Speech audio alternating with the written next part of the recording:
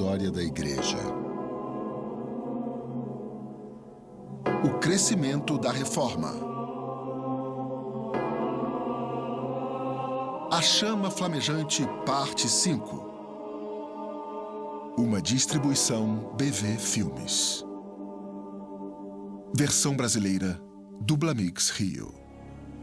Quando Ulrich Zwingli morreu em outubro de 1531, a reforma estava estabelecida na maior parte da Suíça. No entanto, ainda não tinha se estabelecido no lugar que veio a ser conhecido como berço da reforma, a cidade de Genebra. Com o tempo, o espírito de zwinglianismo alcançaria seu ápice em Genebra, onde os princípios e a filosofia da reforma se desenvolveriam no sistema teológico que veio a dominar a cultura protestante ocidental durante séculos. Como os genebrinos falam principalmente o francês e a reforma na Suíça havia afetado apenas as regiões de língua alemã, Genebra e seus habitantes foram deixados para trás. Mais tarde, no entanto, em 1535, pela influência de reformadores de outro cantão suíço, Berna, Genebra tornou-se protestante, mas precisava de líderes para a reforma. É aí que entra em cena um jovem visitante da França. Seu nome, João Calvino. Nascido em uma família francesa de classe média alta, João Calvino surge como uma das mais importantes e influentes figuras da reforma. Na realidade, alguns historiadores afirmam que ele foi o mais importante. Se Lutero soou a trombeta para a reforma, foi Calvino quem orquestrou a partitura. Calvino era um grande gênio intelectual, capaz de confrontar e desbaratar todos os que chegavam. Era ele quem introduzia os argumentos, buscando o fundamento nas páginas das Escrituras, e os apresentava de uma forma que praticamente todos pudessem entender. João Calvino nasceu em 1509, em Noyon, na Picardia, no norte da França. Como muitos outros jovens do seu tempo, ele recebeu treinamento formal para o sacerdócio.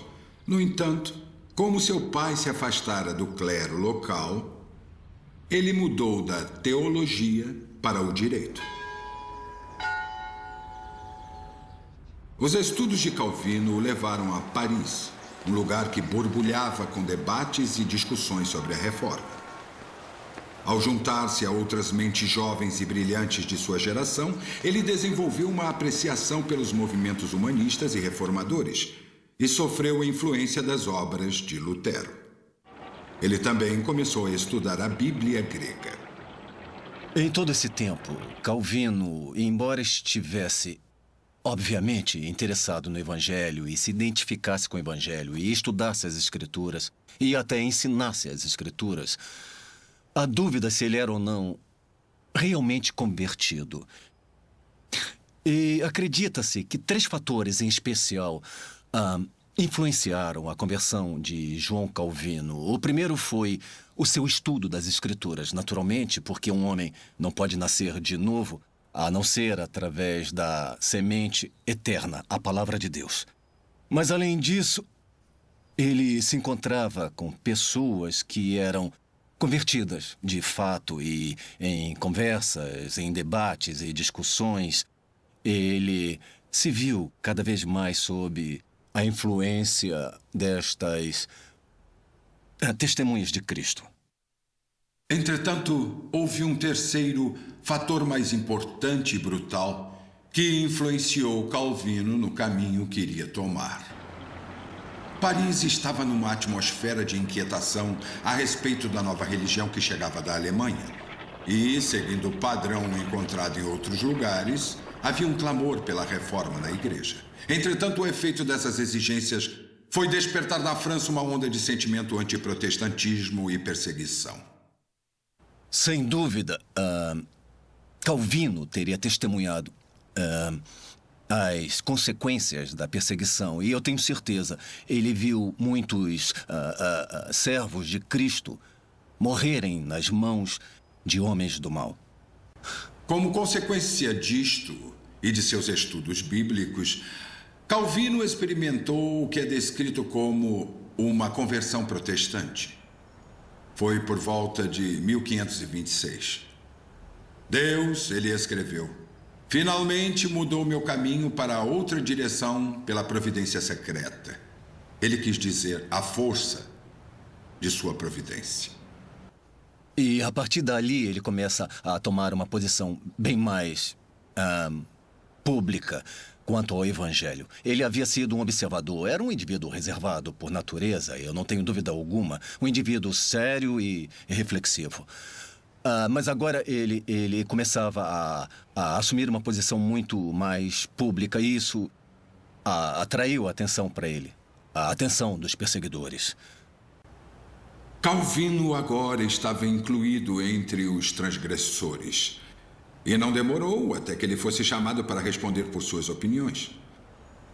Na realidade, ele mesmo estava prestes a ser mais uma vítima das perseguições. E somente a decisão rápida o salvou. Aqueles que haviam sido chamados para levá-lo diante das autoridades foram impedidos de entrar em seu apartamento para que ele tivesse tempo de fugir pela janela. Ele mesmo fez uma corda com os lençóis da cama e desceu direto até a rua e então fugiu de Paris. Forçado a fugir do país, ele se refugiou em várias cidades. E mais tarde se instalou em Basel, na Suíça. E foi ali que começou a obra que o tornaria conhecido internacionalmente. A redação das Institutas. As Institutas da religião cristã começaram como uma breve explicação do que Calvino acreditava ser o pensamento da Bíblia a respeito de algumas verdades cristãs básicas. Entretanto, o livro tornou-se o parâmetro para a reforma do pensamento teológico, sendo descrito por um famoso teólogo como o trabalho mais importante na história da ciência teológica. Acho que precisamos dizer que qualquer trabalho teológico é marcado por 3 fatores importantes. O primeiro, o que chamamos de ponto de partida, e depois o ponto de chegada, e o método e os meios usados entre os 2 pontos. Toda teologia incorreta começa a partir de uma visão antropocêntrica. Em outras palavras, começa a partir do homem. Todo o modernismo, por exemplo, ou o liberalismo, começa com o homem. E depois trabalha baseada sobre os pensamentos do homem, as suas aspirações, etc., para Deus. E, é claro, a visão de Deus é basicamente não bíblica. Calvino começou a partir de Deus. Foi o seu ponto de partida.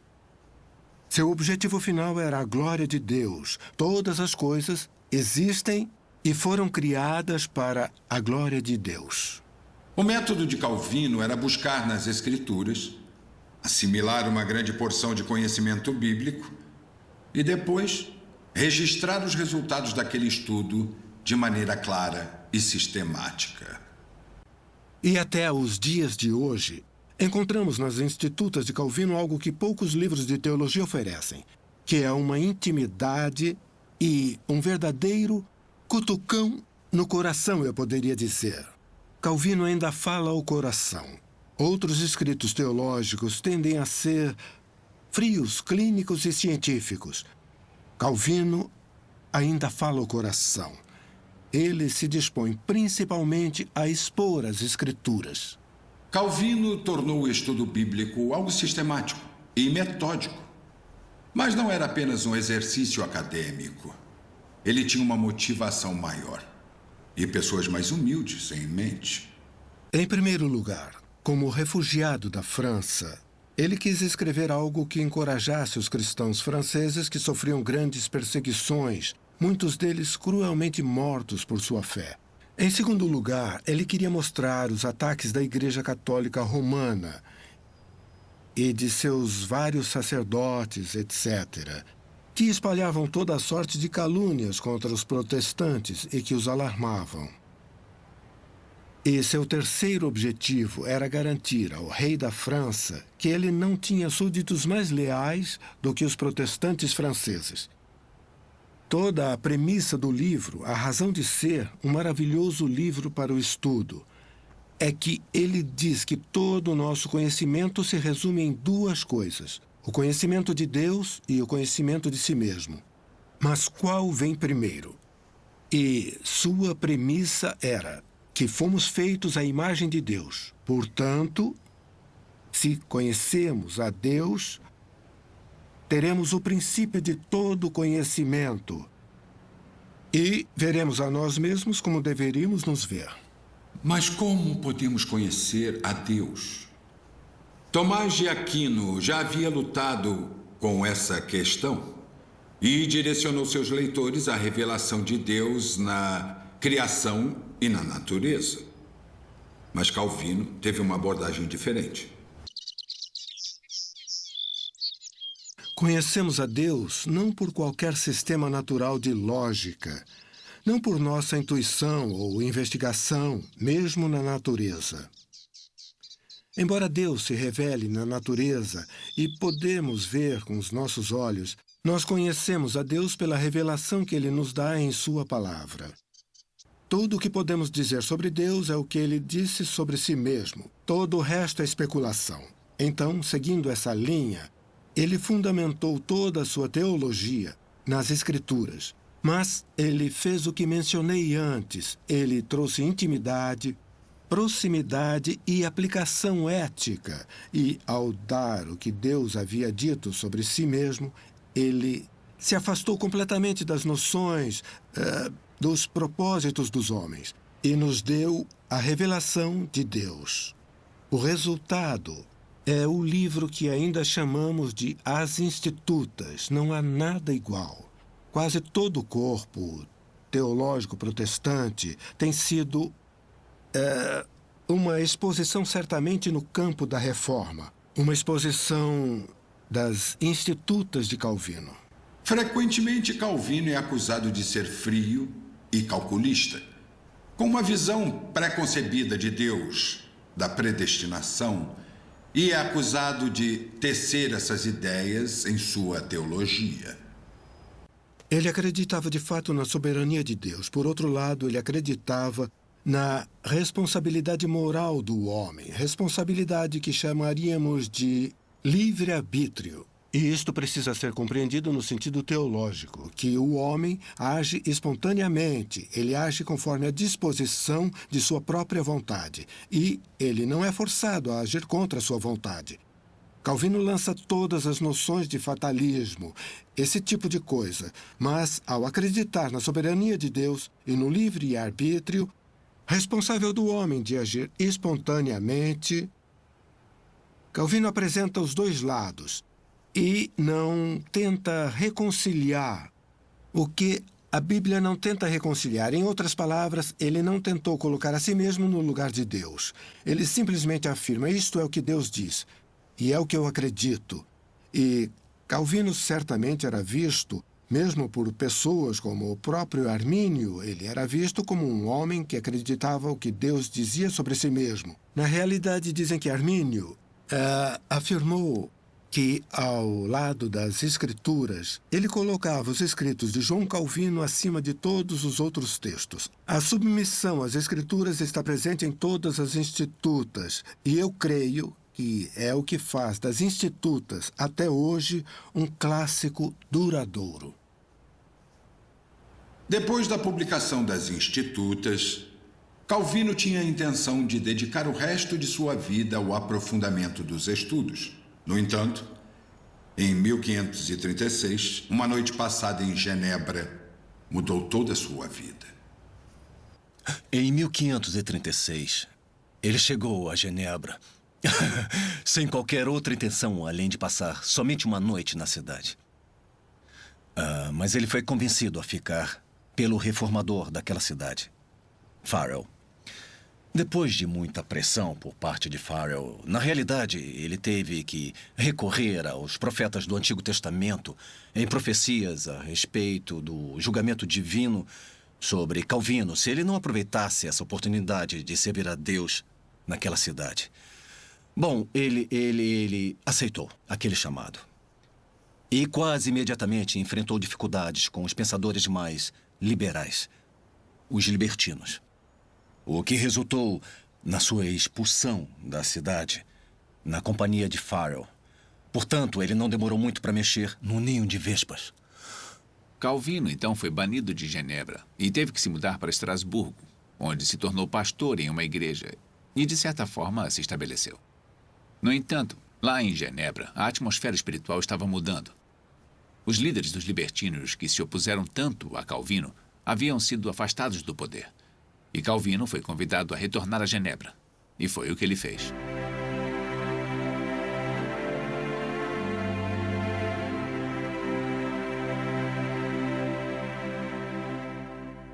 Mas ainda assim não foi fácil para ele, porque havia a oposição. Os libertinos podem ter perdido seus líderes, mas não perderam seu fervor. Mas mesmo assim, Deus o capacitou para que plantasse os alicerces de um excelente trabalho. Calvino, através de seus estudos, elevou a cidade de Genebra até que ela se tornasse, em seu sentido verdadeiro, a capital do cristianismo naquela época. Uma das pessoas mais influenciadas por Calvino foi John Knox. Knox ficou exilado em Genebra durante algum tempo e, quando finalmente retornou à Escócia para ser o líder da reforma ali, levou consigo as ideias que havia apreendido de Calvino. Eu não tenho dúvidas de que a reforma na Escócia deve muito a João Calvino. Talvez deva tudo a João Calvino, pelo menos do ponto de vista humano. E isto também traria resultados aqui na Irlanda do Norte, em sua influência, uma vez que a igreja aqui é filha da igreja na Escócia.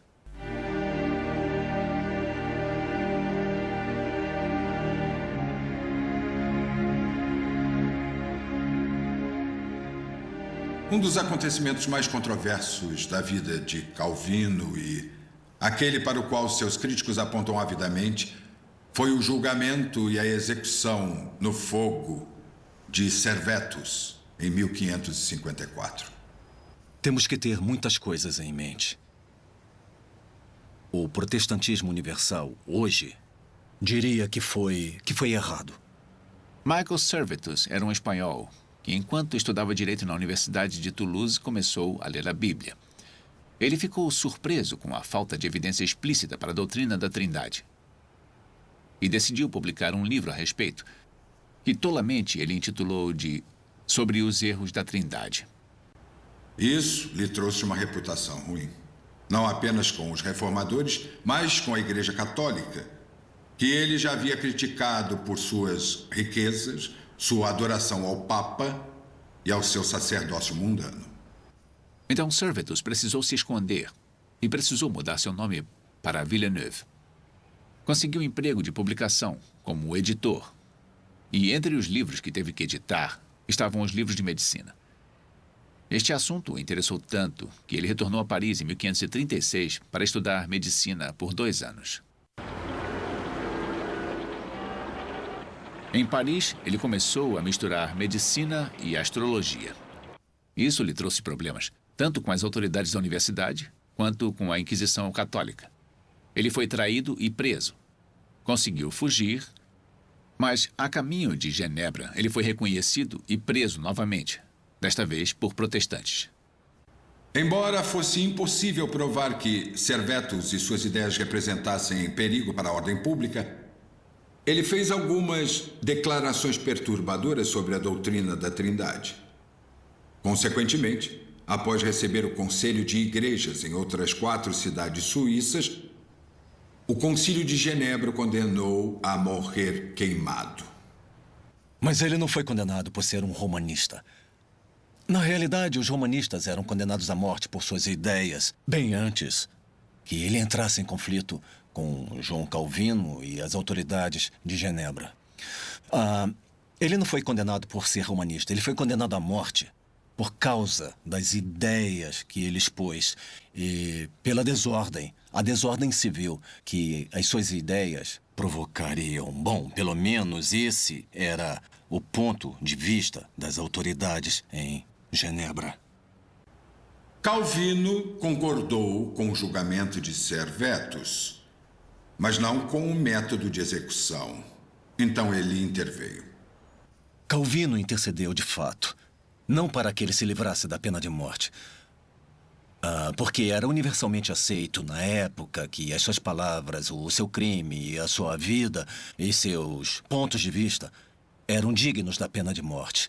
Mas ele disse para, ao invés de queimá-lo, que o executassem pela espada. Essa era a dura realidade da vida do século XVI. Quando muitos homens e muitas mulheres sacrificaram suas vidas por aquilo em que acreditavam na privacidade de consciência e ousaram repeti-lo em público.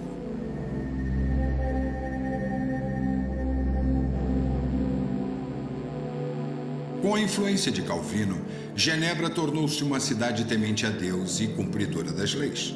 Sua influência, assim como a de Calvino, se difundiu por toda a cristandade reformada e é sentida ainda hoje em muitas civilizações ocidentais.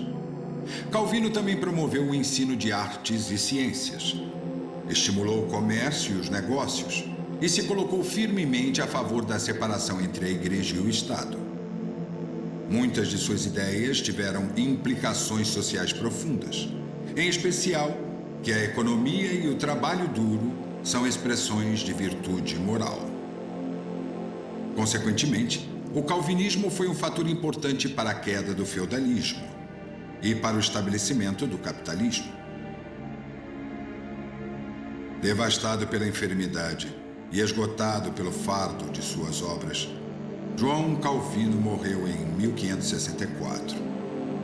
Foi enterrado em Genebra, num túmulo que, conforme seu desejo, foi deixado sem identificação.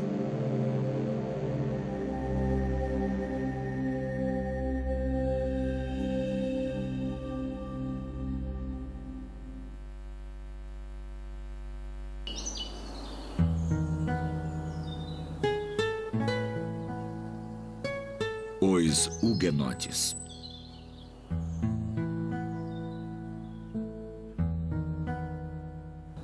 Diferente da Suíça e de Genebra, a França, o país de nascimento de Calvino, registra uma história de reforma totalmente diferente. É claro que houve um movimento da reforma na França. Os livros de Lutero estavam em circulação e Calvino foi muito influenciado, assim como muitos outros. Mas a liberdade de seguir a nova fé nunca foi totalmente concedida. E isto resultou em constante batalha política e religiosa por quase 250 anos. A reforma na França é, em grande parte, uma história não contada.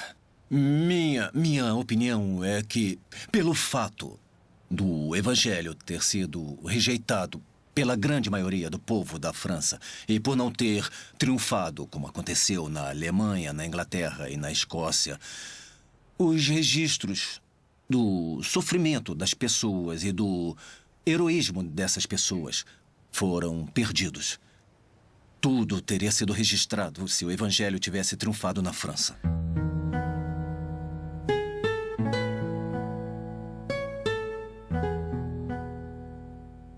O primeiro homem que pode ser apontado como líder do movimento da reforma na França foi Jacques Lefebvre. Lefebvre ensinava filosofia e matemática na conhecida Universidade de Sorbonne, em Paris, e desenvolveu um interesse pelas escrituras. Devemos lembrar que isto foi quase 8 anos antes do famoso protesto de Martinho Lutero em Wittenberg. Os estudos de Lefebvre o levaram a concluir que as escrituras devem ter autoridade exclusiva em todas as questões religiosas. Consequentemente, ele começou a proclamar a justificação pela fé, a ponto de excluir as obras boas. Até a missa, ele dizia, era apenas a celebração do único sacrifício na cruz. Lefebvre expôs suas ideias na sala de aula e pouco depois vários professores e alunos deram seu apoio. Em pouco tempo, a Sorbonne fervilhava com a nova doutrina. A partir de 1520, os textos de Lutero começaram a aparecer na França. Eram vendidos em Paris às centenas e se difundiam rapidamente entre os letrados.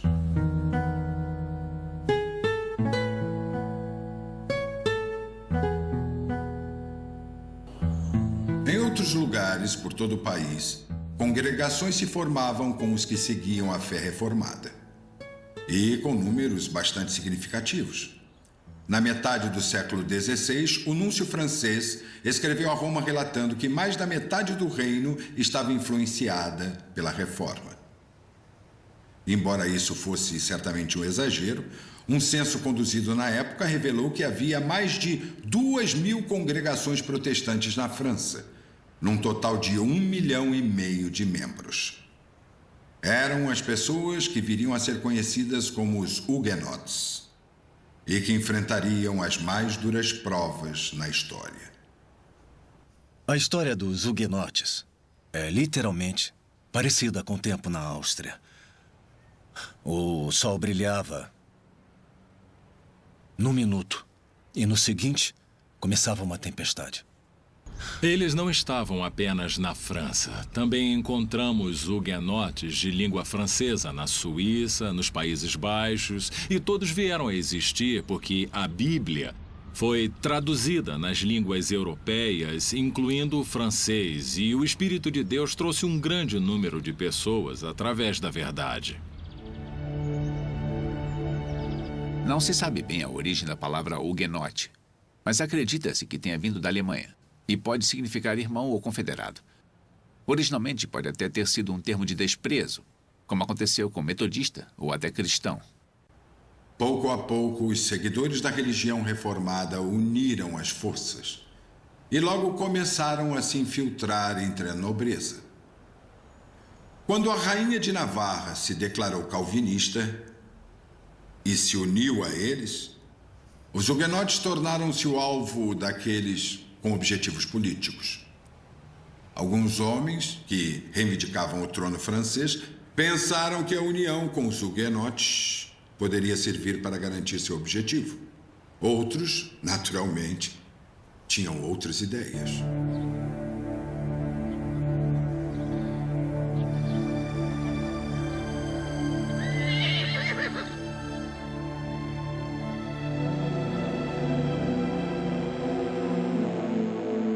Eles sofreram terrivelmente.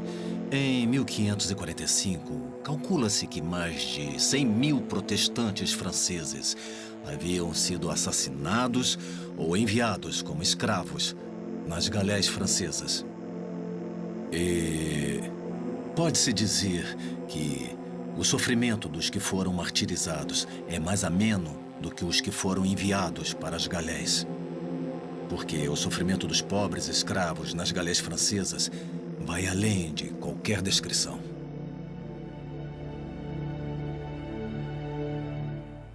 Durante esse período de perseguição, muitas cidades e vilas de huguenotes foram completamente extintas, destruídas. E até hoje não há nem mesmo um resquício daquelas antigas colônias.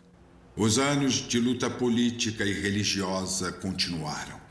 Para os huguenotes, em alguns momentos desfrutando de paz e liberdade, em outros, sofrendo todo tipo de privação e perseguição imagináveis. Houve vários decretos, leis e atos do parlamento que mudavam a sua condição conforme o capricho do momento. E os líderes huguenotes não conseguiam fazer uso de sua força numérica. Eu acho importante observar que quando analisamos a história dos huguenotes, exceto por Beza, não havia homens que fossem estritamente líderes espirituais. Houve milhares de pastores devotos. Mas se você quer encontrar a liderança da causa huguenote, tem que entrar no contexto político. O rei de Navarra, o almirante de Coligny, um homem daquele calibre. Não encontramos um Knox, que era um homem de Deus. Não temos um Latimer, um homem de Deus, um Ridley, um homem de Deus, um Kramer, etc. O grande divisor de águas veio com o que até os historiadores seculares chamam hoje de o terrível massacre da noite de São Bartolomeu. Em Paris, na noite de 24 de outubro de 1572, com o sinal dado pelo toque de um sino, grupos bárbaros atacaram com selvageria as comunidades huguenotes. Os principais líderes huguenotes, ao lado de muitos outros, foram assassinados.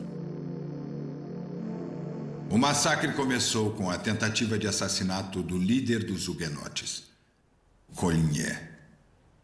Ele foi atingido e ferido, e 2 dias depois, quando se recuperava em casa, os agressores invadiram sua casa, entraram em seu quarto, o esfaquearam e atiraram o corpo pela janela. Ele foi então decapitado, suas mãos foram cortadas e o corpo foi arrastado pelas ruas de Paris por 2 dias. A mutilação deste homem, o líder dos huguenotes, é um indicador da violência que acontecia. Ou seja, quando as pessoas se envolvem em atos assim tão perversos, é porque o diabo está à solta. Em Paris, onde começou o ataque, conta-se que as ruas ficaram vermelhas com o sangue dos protestantes. Mas a perversidade dos agressores logo se espalhou para outras partes do país e parecia estar bem planejada. Catarina de Médici, que tinha ascendência italiana, odiava profundamente os protestantes porque, embora indivíduos muito talentosos que às vezes a defendessem da oposição, foi ela quem negociou uma aliança política entre a comunidade protestante do seu reino e a comunidade católico-romana. E o formato desta aliança foi um casamento que ela própria arranjou entre a princesa Margaret, a princesa católico-romana, e um dos líderes da causa huguenote, Carlos, rei de Navarra. Mas o fato de Carlos estar preparado para se casar naquele contexto indica que não havia uma convicção espiritual verdadeira no coração do homem. Então, eu realmente acho que há um elemento de julgamento divino ali, contra as pessoas, que em vez de confiarem nele para proclamar a causa do evangelho na França, preferiram se envolver nesses esquemas mundanos para preservar o evangelho. No entanto, houve uma forte reação ao massacre. E mais tarde, em 1598, o Edito de Nantes foi assinado. Isto trouxe aos huguenotes uma possibilidade de liberdade jamais vista durante algum tempo. Agora eles podiam organizar igrejas, podiam organizar escolas, mas mesmo aquele édito, ou pelo menos a sanção daquele édito, foi quase imediatamente desrespeitado. E cada vez mais, até que em 1685, quando estávamos prestes a entrar na liberdade da Revolução Gloriosa, o Edito de Nantes foi revogado.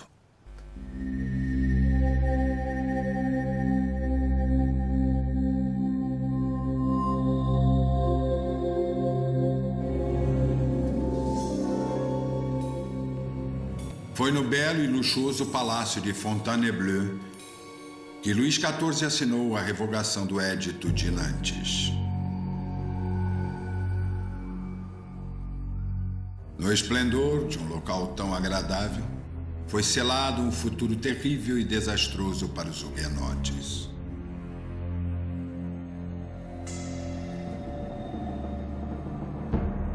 A partir daquele momento, o culto público estava proibido.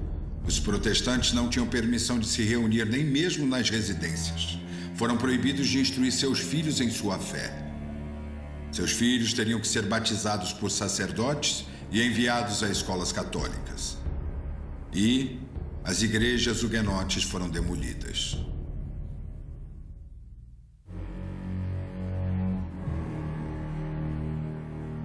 perseguição continuou e os mais afortunados morreram na fogueira. Para os menos afortunados, havia a roda. Era um instrumento especialmente projetado.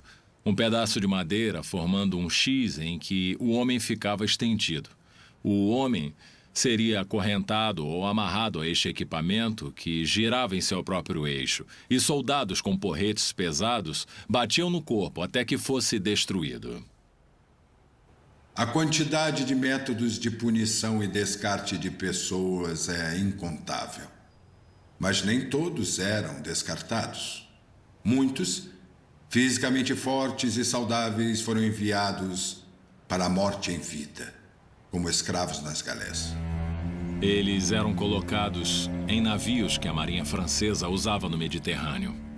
Os navios eram equipados com remos. Havia 3 ou 4 homens em cada remo, que tinha por volta de 14 metros. E a ideia era que o navio se dirigisse com grande velocidade contra um navio inimigo. A ponta da proa do navio manteria a embarcação inimiga próxima à linha d'água e assim ele naufragaria com esse método. Eles eram chicoteados por aqueles responsáveis em vigiar os escravos das galés. Tinham uma péssima alimentação. Eles estavam entre os criminosos mais perigosos. Mas sua grande história é que, em meio a esta perseguição e condições terríveis, eles mantiveram a sua fé. Aigues Mortes, sul da França.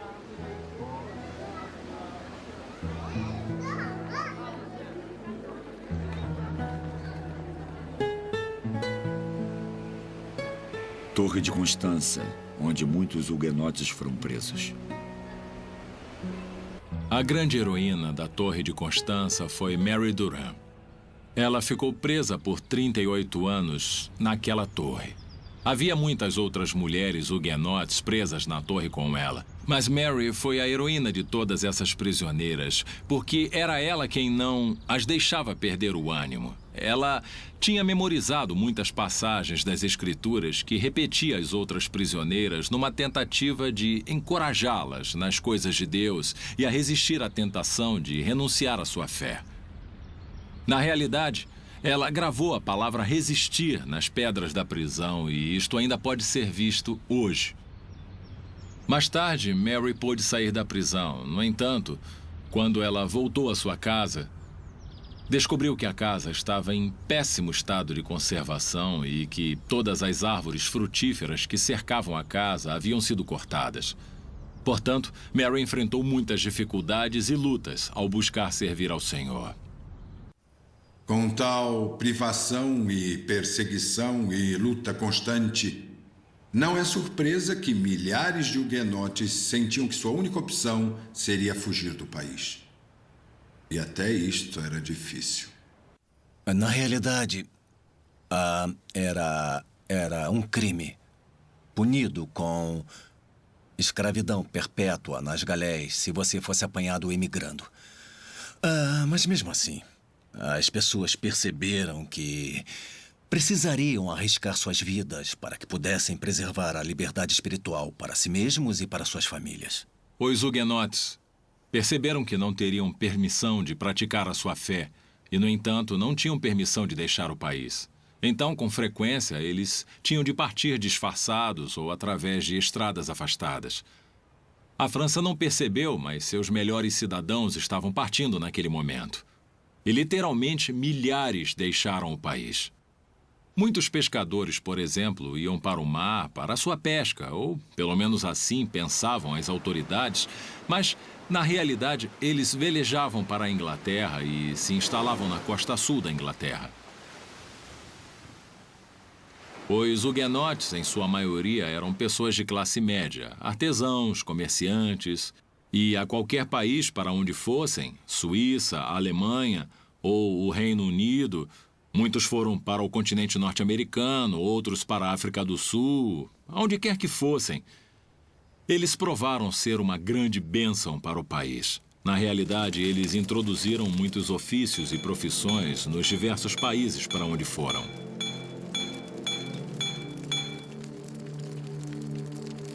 No final, embora fosse oficialmente possível aos huguenotes permanecerem em sua terra natal, tornou-se impossível na prática.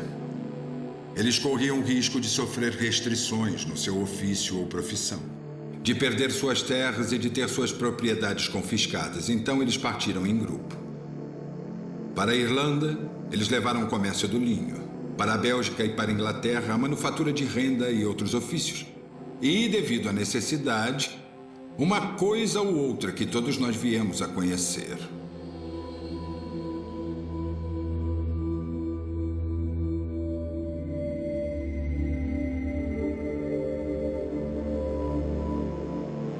A sopa de rabo de boi veio através dos huguenotes. Muitos deles, sem nenhum bem, se encontravam em Londres, próximo ao mercado de gado, e descobriram no abatedouro, quando abatiam os animais, que eles evitavam as peles para serem curtidas ainda completa com a cauda. Eles pegavam a cauda do boi e faziam uma sopa. Então, a sopa de rabo de boi passou a fazer parte da culinária local.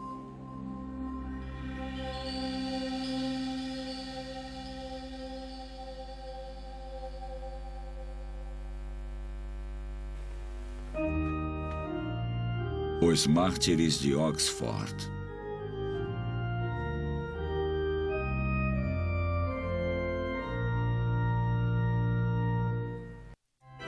Quando o rei Henrique VIII da Inglaterra morreu em janeiro de 1547, deixou 3 herdeiros: seu filho Edward e suas 2 filhas, Mary e Elizabeth. Edward, com apenas 9 anos de idade, o sucedeu ao trono. E sob seu governo, orientado principalmente por seu tio, Edward Seymour, mudanças dramáticas ocorreram na atmosfera religiosa da Inglaterra. Os cultos nas igrejas, antes feitos em latim, foram traduzidos para o inglês. O novo e eloquente livro de oração comum de Cranmer, ainda em uso hoje, foi introduzido, e as leis contra a traição e heresia de Henrique foram revogadas.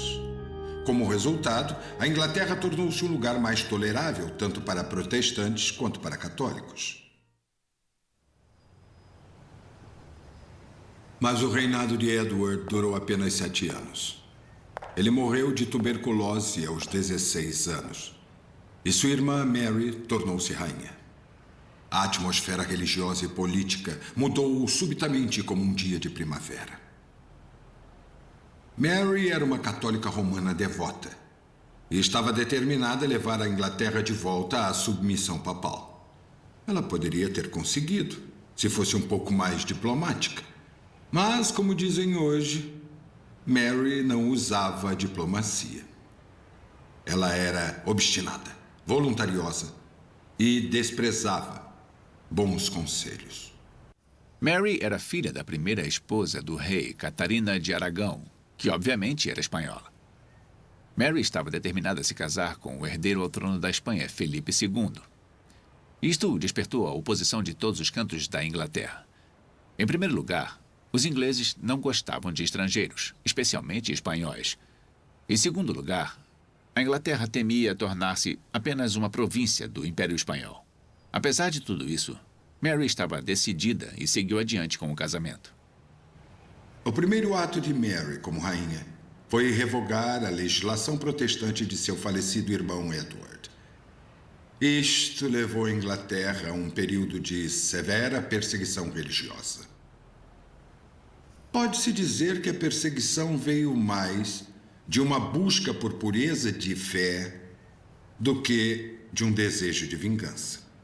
No entanto, durante seu breve reinado de apenas 5 anos, aproximadamente 300 pessoas foram mortas na fogueira como hereges. Os mais conhecidos deles são os homens que ficaram conhecidos como os Mártires de Oxford. O bispo Hugh Latimer, bispo Nicholas Ridley e o arcebispo Thomas Cranmer.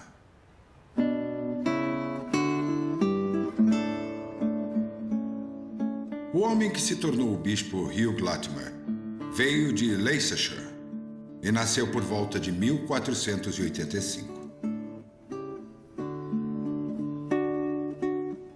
Era filho de um próspero fazendeiro que reconheceu os talentos de seu filho e o enviou a Cambridge. Ali ele se distinguiu como um verdadeiro representante da Igreja Romana, frequentando reuniões com os reformadores somente para discordar abertamente deles e atacar os ensinamentos de Lutero. Latimer era tão capaz e tão destemido que foi dito sobre ele: finalmente a Inglaterra oferece um defensor da Igreja que confrontará as doutrinas de Wittenberg. Mas então, de repente, quase tão de repente como aconteceu com São Paulo, sua vida foi transformada. Ele era um homem grande e tinha a honra de carregar a cruz processional de prata à frente de Henrique VIII quando Henrique visitava Cambridge. Na congregação havia um homem pequeno chamado Bilney. E Bilney enxergou além do sermão. Ele percebeu que Latimer estava atormentado em sua alma. E então Bilney se aproximou de Latimer após o sermão e perguntou se ele ouviria a sua confissão. Latimer ficou lisonjeado com esse pedido, porque ele sabia que Bilney era simpatizante da Reforma. Na realidade, ele havia se convertido através da leitura do Novo Testamento grego de Erasmo. Será que estaria arrependido?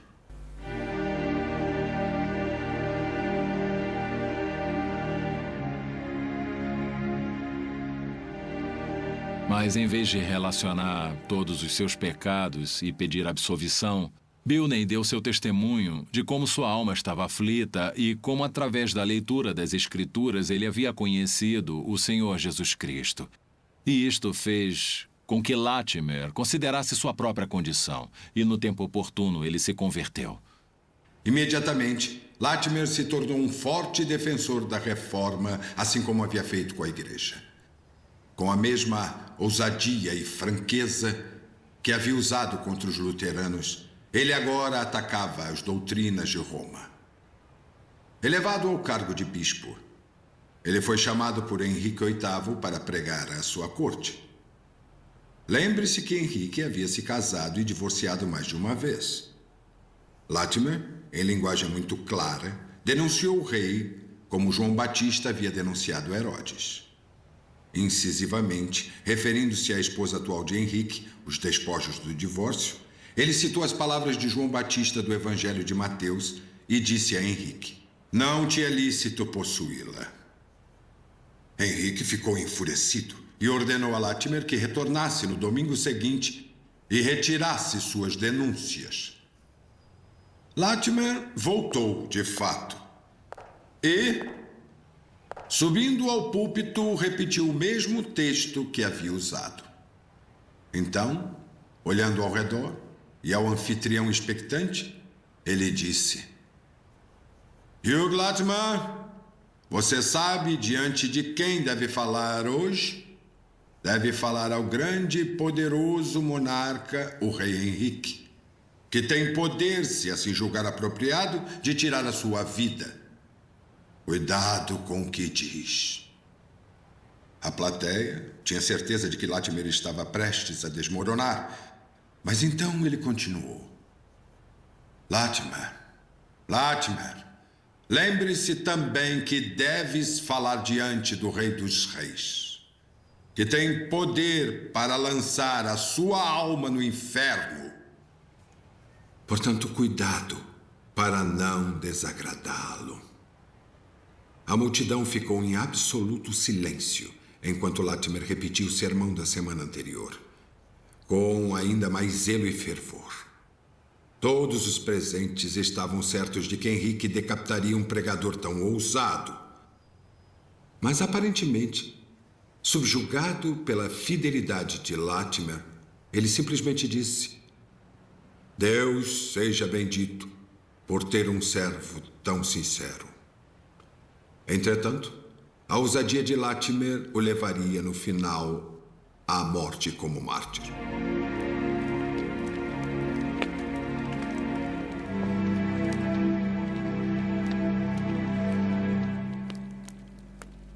A reforma na Inglaterra lutava contra a doutrina da transubstanciação, mais conhecida como missa. E Nicholas Ridley foi um dos personagens centrais. Nicholas Ridley descendia de uma família aristocrata de Northumberland. Eles lutavam pela coroa havia várias gerações. E o Lord John Ridley foi um dos poucos homens que Henrique VIII considerava um verdadeiro amigo. Nicholas Ridley foi educado em Cambridge. E, enquanto estava ali, assinou o decreto contra a supremacia do Papa na Inglaterra. Ele adotou os princípios protestantes ainda muito jovem. Mas foi como ministro de uma paróquia próxima a Rochester, em Kent, que esses princípios foram confirmados. Certo dia, em sua biblioteca, ele pegou um livro muito antigo que havia sido escrito na França por um monge chamado Bergson. Ele leu o livro e ficou maravilhado ao descobrir que aquele monge escrevia negando a doutrina da transubstanciação. No entanto, esse homem não havia morrido queimado ou fora considerado herege. Quanto mais ele refletia, mais podia perceber que a doutrina da transubstanciação era totalmente desconhecida na igreja primitiva e que havia sido adotada pela igreja romana em 1215. Ridley compartilhou seus pensamentos com Thomas Cranmer. Mas como este era o reino de Henrique, que ainda mantinha muitas doutrinas romanas, seria muito perigoso questionar a doutrina da transubstanciação.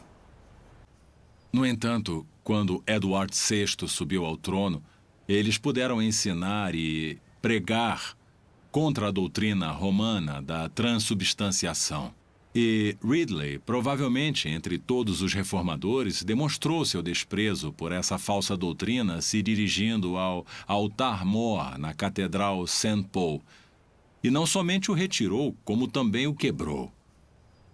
E em seu lugar, ele colocou uma mesa simples de madeira, para apontar que não havia nada de mágico acontecendo na ceia do Senhor. Ele mudava a mesa constantemente de lugar. Assim, as pessoas reunidas nunca saberiam onde a mesa estaria a seguir. Cranmer, Latimer e Ridley eram grandes amigos. Companheiros na batalha pela reforma na Inglaterra. Mas era Ridley quem era considerado o teólogo. Alguns dizem que Ridley instruiu Cranmer e Cranmer instruiu Latimer. Ridley era o grande teólogo, Cranmer o grande organizador e Latimer o grande pregador. Graças às suas visões sobre o protestantismo, Ridley havia encorajado a ira de Mary muito antes dela se tornar rainha. Assim que ela assumiu o trono, ele foi um dos primeiros a ser preso e jogado na terrível Torre de Londres. De lá, ele foi enviado a uma prisão em Oxford, para onde depois vieram Latimer e mais tarde Cranmer.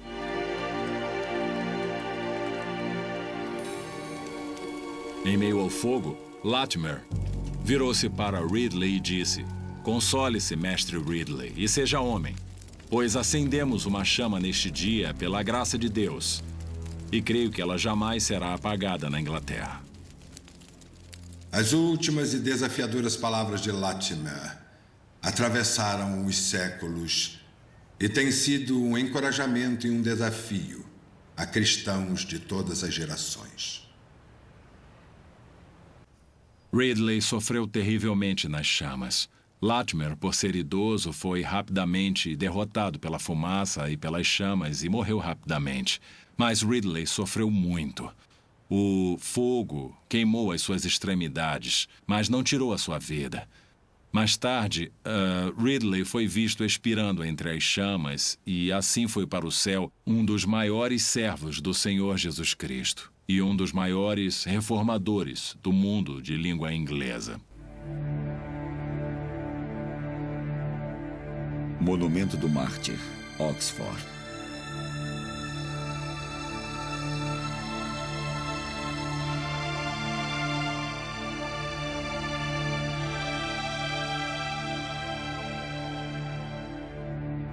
Thomas Cranmer, o último dos 3 mártires de Oxford, era filho de um fazendeiro de Nottinghamshire.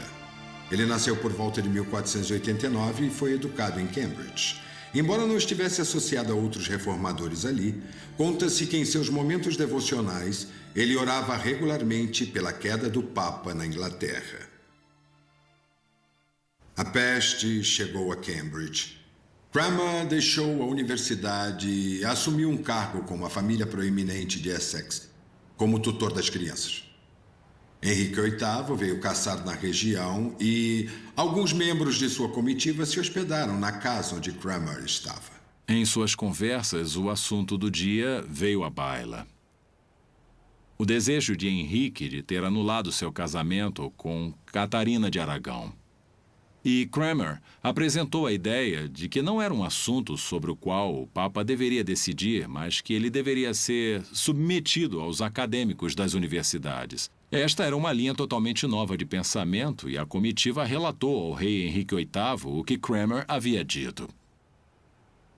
Naturalmente, Henrique gostou do que ouviu e enviou Cranmer numa missão. Viajar a Roma para tentar negociar um acordo para a anulação de seu casamento com Catarina de Aragão. Cranmer voltou à Inglaterra para ser informado que havia sido eleito arcebispo de Canterbury. Era um cargo que ele não queria e, na realidade, ele atrasou seu retorno na esperança de que Henrique escolhesse outra pessoa.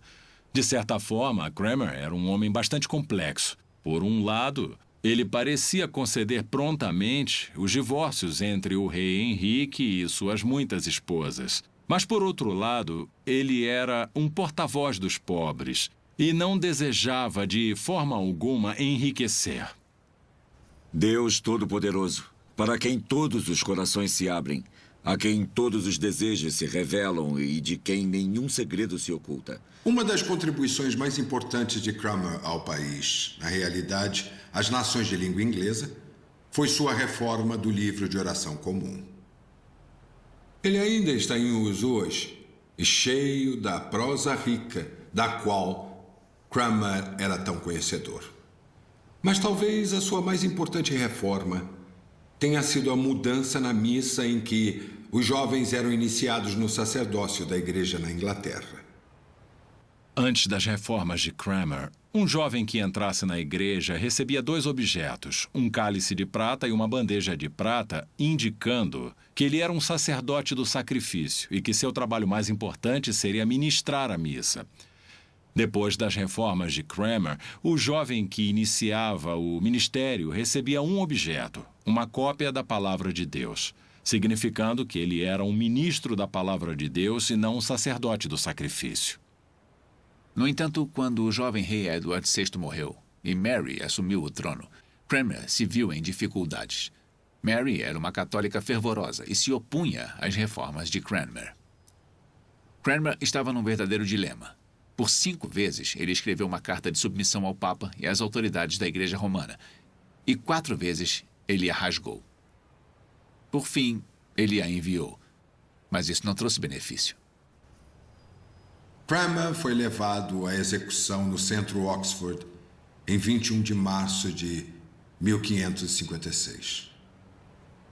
Em repúdio à sua submissão final, ele anunciou: "Eu pequei.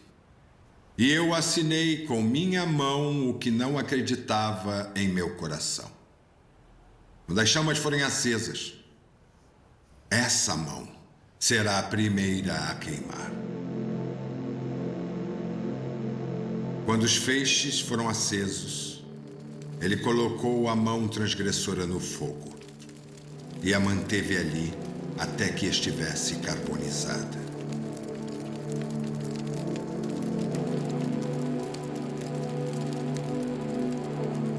De fato, as últimas palavras de Cranmer foram: "Ó indigna mão direita, que fez o que era contrário ao desejo do meu coração." E assim morreu o mártir arcebispo de Canterbury, Thomas Cranmer. Local onde Ridley, Latimer e Cranmer foram martirizados. Quase 150 anos se passaram até que a paz religiosa e política finalmente chegassem à Inglaterra. E isto aconteceu com a Revolução Gloriosa sob o reinado de William e Mary em 1690. No ínterim, houve o reinado de Elizabeth I, uma conspiração da pólvora, uma guerra civil, o protetorado de Cromwell e, mais tarde, os levantes jacobitas. Mas são histórias para outra ocasião. Agora, vamos viajar a norte da fronteira, à terra de John Knox, um país que ainda enfrentava sua própria batalha contra a tirania religiosa e contra monarcas déspotas. Os Covenanters. Mary, rainha da Escócia, a mulher que apresentara tanta oposição a John Knox e à sua reforma na vida eclesiástica escocesa, foi forçada a abdicar em julho de 1556. 5 dias depois, seu filho James, com apenas 13 meses de vida, foi coroado rei James VI da Escócia. John Knox pregou na cerimônia de coroação. Como o novo rei era apenas um bebê, a Escócia foi governada por uma série de regentes, e o último deles foi o Conde de Morton. Morton, no entanto, era favorável a uma igreja formada conforme os princípios anglicanos, e isto, naturalmente, incomodou os presbiterianos. Mas quando o rei teve idade suficiente para cumprir seu destino, ele também era anglicano sob todos os aspectos e firme defensor do direito divino dos reis. Segundo esta noção, o rei é indicado por Deus, portanto sua vontade é a de Deus, e o que ele diz é infalível e deve ser obedecido. Essa crença no direito divino dos reis colocou o monarca em conflito direto com a Igreja Reformada na Escócia e com o sucessor de Knox e seu genro, Andrew Melville. Melville tinha o espírito de Knox e estava determinado em 1570 a manter e promover os princípios da reforma. Foi Melville quem apresentou o princípio que mais tarde seria defendido com lanças e espadas. Para ele e para os membros da igreja na Escócia, as questões eram claras e vitais. Quem governava o país e quem governava a igreja? Melville não tinha dúvidas sobre essas questões. E quando ele e alguns outros se encontraram com o rei James no Palácio Falkland, ele deixou a posição da igreja na Escócia absolutamente clara. Melville o repreendeu. E a famosa declaração de Melville, ao repreender James VI, foi: Majestade, sempre respeitaremos humildemente Vossa Majestade em público. Mas diante da oportunidade de falar com Vossa Majestade em particular, devemos lhe dizer o que pensamos. Majestade, há 2 reis e 2 reinos na Escócia. Há o rei James, o cabeça da nação, e há Jesus Cristo, o rei e cabeça da igreja, de cujo reino o rei James não é soberano, mas membro. James não ficou muito feliz, é claro, com a repreensão, mas ela indicava que era o espírito daqueles que amavam os princípios da reforma naquela época. Em março de 1603, Elizabeth I morreu e James assumiu o trono da Inglaterra. Ele agora era James VI da Escócia e James I na Inglaterra.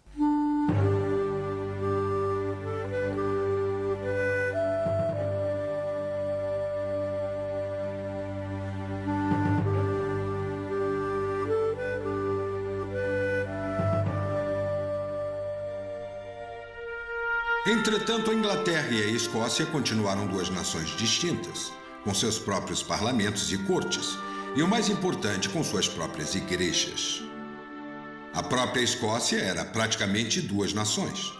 Nas terras altas, onde habitavam jacobitas e católicos e falantes do gaélico, todas as tentativas de persuadi-los a adotar a fé protestante fracassaram. Nas terras baixas, graças a John Knox e Andrew Melville, o povo era protestante e presbiteriano. No entanto, eles ainda aborreciam o rei, que se ressentia de sua interferência nos assuntos de Estado. Eles, por sua vez, não aprovavam suas tentativas de exercer sua autoridade na igreja.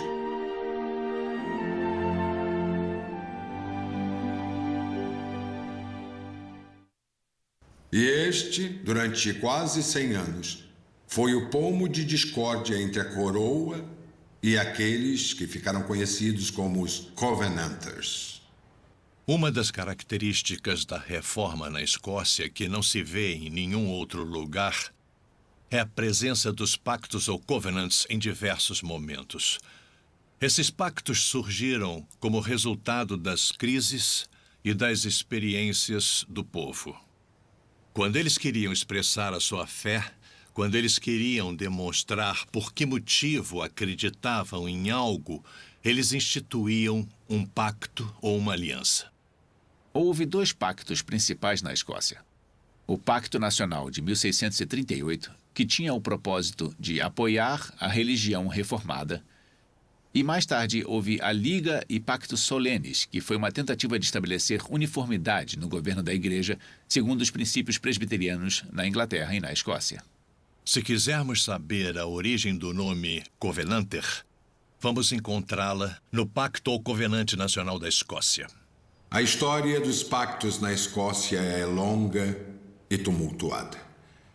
A perseguição e as punições sofridas por aqueles que aderiram aos princípios dos pactos resultaram nos crimes mais sangrentos da história do país. Ainda mais chocantes, porque foram cometidos por escoceses contra escoceses.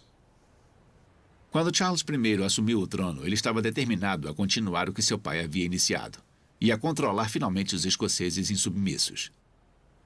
Mas ele não contava com a força do sentimento religioso entre os escoceses. Uma das características marcantes do Pacto Nacional é que, ao contrário do que muitos pensam, os Covenanters eram muito fortes em seu apoio ao monarca. Isso estava condicionado ao apoio dado pelo monarca à religião reformada. Mas enquanto ele apoiasse a religião reformada, eles estavam dispostos a demonstrar que também estavam dispostos a apoiar o rei. E foi o que eles fizeram. Mas Charles se opunha ao presbiterianismo e acreditava que seria melhor se todos os seus súditos adotassem o sistema episcopal liderado por bispos, indicados por ele, é claro. E ele foi bastante ingênuo ao achar que daria certo.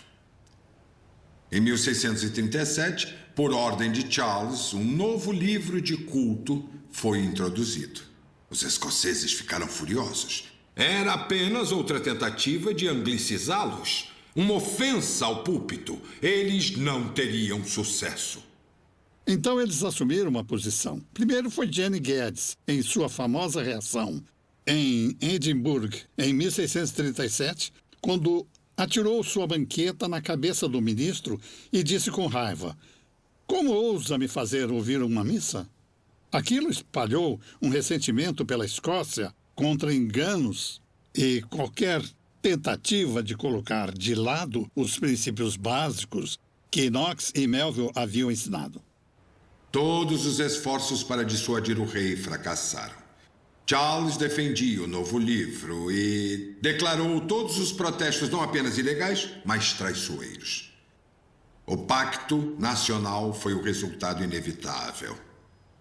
O povo, ou seja, nobres, o clero e a Câmara dos Comuns, se uniram numa aliança solene para defender a religião reformada contra todo o engano. E não muito distante de onde estamos agora, aquele pacto foi assinado e depois foi apresentado aos ministros da igreja. E finalmente foi levado a Greyfriars, onde todas as pessoas comuns tiveram a oportunidade de assinar o pacto.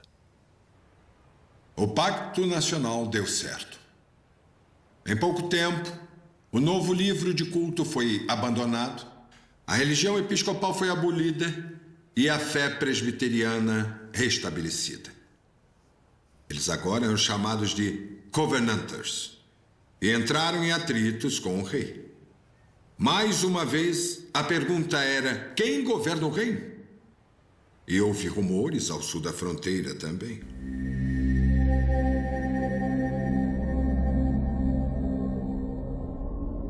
A determinação do rei Charles I de ter o controle político e religioso o levou ao confronto com o parlamento e com o povo da Inglaterra, e mais tarde a uma sangrenta guerra civil.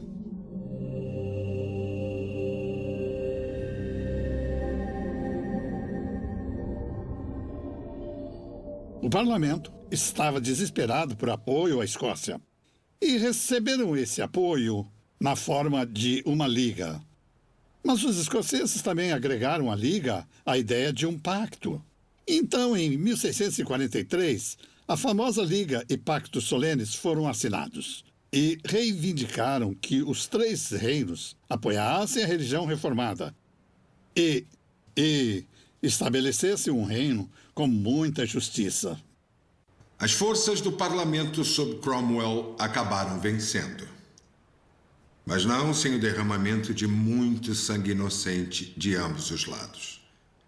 No entanto, apesar de sua derrota nas mãos dos súditos, Charles I ainda se recusava a reinar com qualquer grau de humanidade ou compaixão. No final, ele foi levado ao cadafalso, exatamente em frente ao Whitehall. E em 30 de janeiro de 1649, ele foi decapitado. Foi um fato que os Covenanters na Escócia sentiram profundamente. Os escoceses ficaram simplesmente atônitos com a execução de Charles I.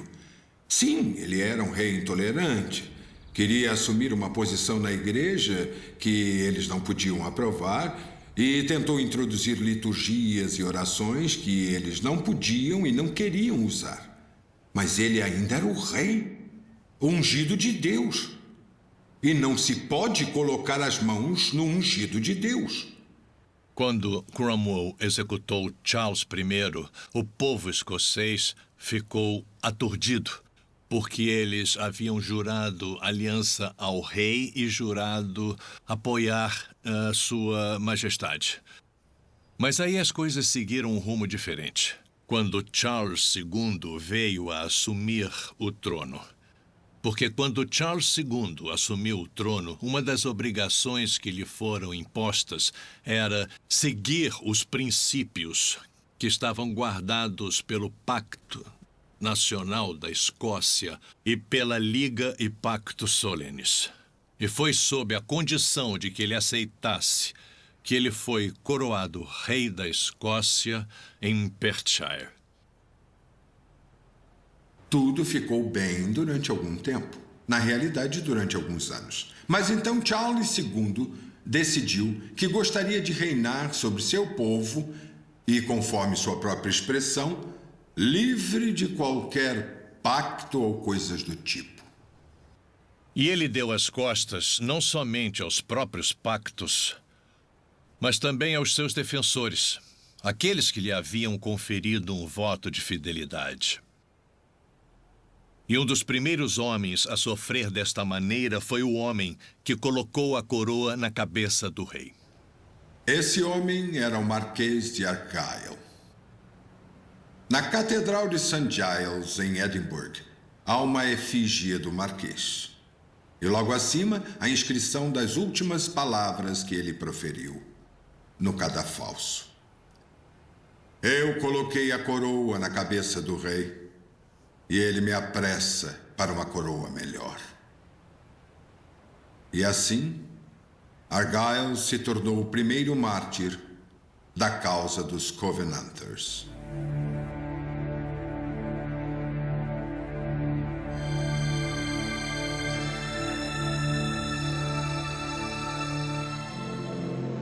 Por mais de 27 anos, de 1661 a 1688, 18 mil pessoas foram mortas ou destruídas. Nem todos foram mártires, mas houve um grande número de pessoas em toda a Escócia que foram martirizadas. Outras foram destruídas e seus bens foram roubados. Suas casas foram tomadas, outras foram destruídas ao serem expulsas de sua terra natal e deportadas para as colônias e para a América. Portanto, esse foi um período muito traumático da história no que se refere à Escócia. Este mártir foi morto por Peter Ingalls, tigre por nascimento e não um escocês. Para que todos vissem tal ato monstruoso, cortou sua cabeça e a chutou para a relva. Da cabeça, que deveria usar uma coroa, uma bola de futebol foi feita por um dragão profano. Eu me sinto inspirado ao ler a história real de homens e mulheres, muitos deles ainda jovens, que estavam preparados a dispor de suas vidas e de sangue pela causa do meu país, ao que acreditavam, a sua fé. Essas pessoas se preocupavam com a fé reformada na Escócia. Eles tinham jurado apoiar a fé reformada e dentro desta fé reformada eles abraçaram o princípio de que Jesus Cristo, sozinho, era o cabeça da igreja. Portanto, era a primazia de Jesus Cristo que se encontrava no coração, no centro da luta dos Covenanters. E que luta viria a ser? Assim como os primeiros santos em Roma, e os valdenses na Itália, os huguenotes na França, os Covenanters não ousaram se reunir publicamente por temerem a ira do rei. Em vez disso, eles se reuniam em colinas remotas ou em terras afastadas para adorar segundo sua consciência. Tais reuniões eram arriscadas em todos os momentos. As tropas dos sanguinários Claverhouse nunca estavam muito distantes. Em florestas ou clareiras, em meio a folhagens ou na aridez, nos lagos e rios, eles eram caçados, presos e depois mortos, até que a urze pingasse seu sangue e os rios se manchassem de vermelho. O registro do seu sofrimento está marcado para sempre no granito de muitas lápides em túmulos solitários. E outros passaram tribulação de escárnio cruel e açoites. Enfrentaram cadeias e prisões. Foram apedrejados, cerrados, tentados, mortos ao fio da espada. Andaram vestidos de pele de ovelhas e de cabras, desamparados, aflitos, maltratados, de quem o mundo não era digno. Não muito distante de onde estamos neste momento, 103 pessoas morreram na forca.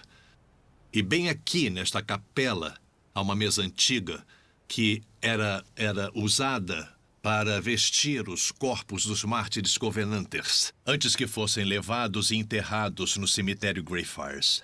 Tantos me inspiraram. Penso em John Brown de Pristill, que foi executado por Claverhouse com um tiro na cabeça em frente à sua cabana, diante de sua esposa com um bebê recém-nascido nos braços. E Rufus Clever diz à mulher, ao ver o homem ajoelhado em oração, e ele diz, o que acha que seu marido está fazendo? Ela responde, sempre o admirei, e agora mais ainda.